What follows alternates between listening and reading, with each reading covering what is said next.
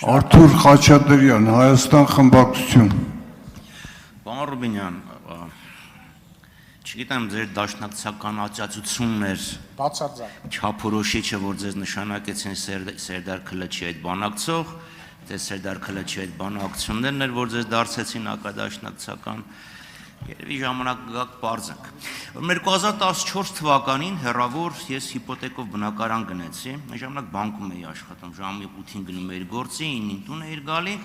դե բանվորի գլխին որ չես կանգնում, գիտեք ինչա տեղի ունենա։ Մի օր եկա ասեցի, էլի Ռուբեն էր այդ մարդու անունը։ Ասեցի, ինչ ես արել, ասես նայեց, ասեց, դե խառաչոն եմ բերել։ Մի շաբաթվա մեջ։ Հիմա ձեզ իմ գործընկերը հարց տվեց թուրքերի հետ հարաբերություններում, ինչ ա եղել։ Ձեր պատասխանը մոտավորապես նույնն է, խառաչոն եմ բերել։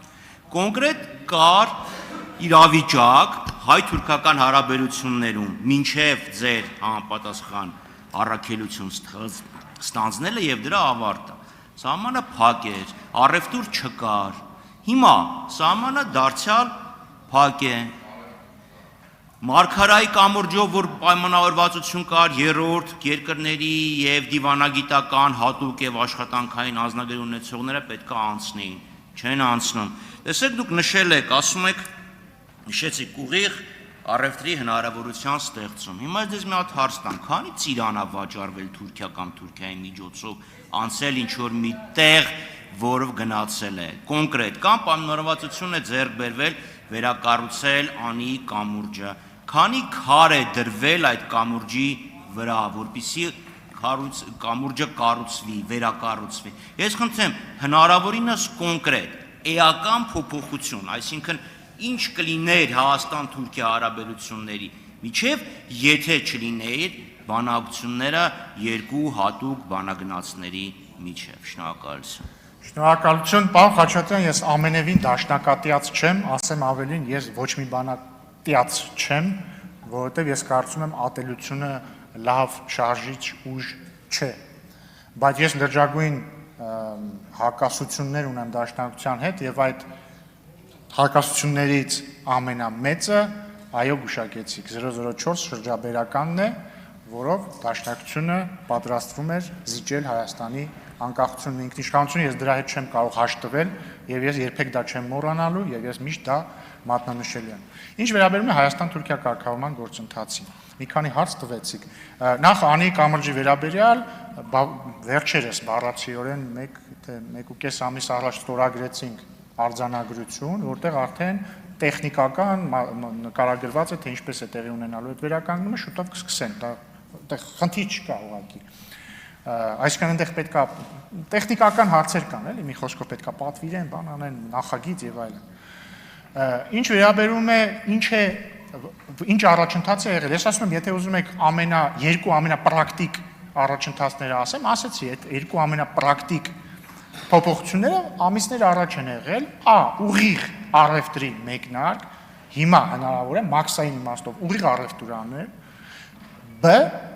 կար սախալքալակ երկաթգծի բացում մեզ համար, դա ահռելի տնտեսական ազդեցություն կարող է թողնել։ Կարևոր է նաև չափազանց կարևոր է, որ թուրքական կողմը վերանորոգում է Գյումրի-Կարս երկաթգիծը։ Հենց հիմա գետնի վրա վերանորոգում է Գյումրի, տենդերներ են հայտարարել, գետնի վրա սկսել են վերանորոգման աշխատանքները։ Բայց ինձ նաև մի քիչ զարմանում եմ, որ դուք այսինքն ձեր հարցերի, ձեր խմբակցության, էլի, հարցերի ոնց որ տակի նարատիվը հետևյալն է, ինչու բավարար արագ չի շարժվում Հայաստան-Թուրքիա կարգավորումը։ Բայց տարօրինակ է, դուք պետք է ուրախ լինեիք դրանով։ Դուք դեմ չեք այդ կարգավորմանը։ Հա, դա շատ լավ է։ Ֆիքսենք, որ դաշնակցությունը դեմ չի Հայաստան-Թուրքիա կարգավորման գործընթացին։ Շնորհակալ եմ, հուսով եմ նոր այսինքն գործընթացի շարունակման ընթացքում ով էլ զբաղվի այդ գործընթացով, նա կունենա ձեր աջակցությունը, ի տարբերություն ինձ, որը 5 տարի բանակցությունների ընթացքում ոչ թե զգացել է աջակցություն ընդդիմադիր ուժերից, այլ ահռելի ճնշում, որը ինձ, չգիտեմ, նաև օգնել է գուցե։ Շնորհակալություն։ Արձագանք։ Պարոն Ռուբինյան, ուրեմն Նիկոլ Փաշինյանը ասենց երկար ժամանակ ասում էր, հեսա կհրապարակեմ Ղարաբաղի մասին բանակցությունների փաստաթղթեր, Քիվեստում Հայաստանը պատրաստում էր Մեղրին զիջել, փոխանակել Արցախի հետ եւ այլն եւ այլն։ Հետո ինքը հրապարակեց փաստաթղթերի մի տրցակ, ես 3 անգամ ավելի շատ եմ հրապարակել, բայց Նիկոլ Փաշինյանի հրապարակած փաստաթղթերում չկար Քիվեստի պայմանավորվածությունը, կար հայկական ժամանակից ինչ որ մի հատ հոդվածիկ։ Հիմա նույնը ձերն է, դուք 004 շրջաբերական ասելով, ի նկատի ունեք Civic-ում հրապարակած ինչ որ մի հատ թուղթ։ Այն դեպքում, երբ Արծվիկ Մինասյանը ձեզ 10 անգամ ասում էր, եկեք տանեմ այդ թուղթը ցույց տամ։ Հիմա եկեք այդ թուղթը նայեք, չեք նայել, գերադասել եք Civic-ում հրապարակած ինչ որ մի հատ թուղթ, անունը դրել եք 004 շրջաբերական, ճիշտ այնպես, ինչպես Նիկոլ Փաշինյանը իր թերթում գրած ինչ որ մի հատ հոդված անվանում էր Քիվեստի փաստաթուղթ։ Լավ, մի քիչ Պարոն Խաչատրյան, ես էլ գիտեմ, որ այդ շրջաբերականը կա, այդ ճիշտ տեքստն է, դուք էլ գիտեք, բայց ես կարող եմ նաև դա ապացուցել, երբ որ այդ շրջաբերականը հրապարակվեց, Գեղամ Մանուկյանը, եթե պետքա կարող եմ հրապարակել այդ հարցազրույցը, ասում է, այդ ինչ որ մեջբերվում է, նախ կեղծ է, այտենց բան գրած չի, երկրորդը, այդ գրածը դա չի նշանակում, այլ բան է նշանակում, հասկանում եք, նմանատիպ միտքեր ասել է Արծվիկ Մինասյանը Պետրոս Ղազարյանի մոտ հարցազրույցում այդ ժամանակ, այսինքն հնարավոր չի ասել, գիտեք, ինչ կա այս հրապարակված փաստաթուղթը կեղծ է, բայց այդտեղ մեջի գրածը այդ չի նշանակում, ուրիշ բան է նշանակում, ես էլ գիտեմ, դուք էլ գիտեք, այդ շրջաբերականը, եղել է ինչ որ մեջը գրածը այդ է, ես կարիք չունեմ, ես մեծ սիրով կայցելեմ Դաշնակցության գրասենյակ, դե երբ որ բացեք, էլի,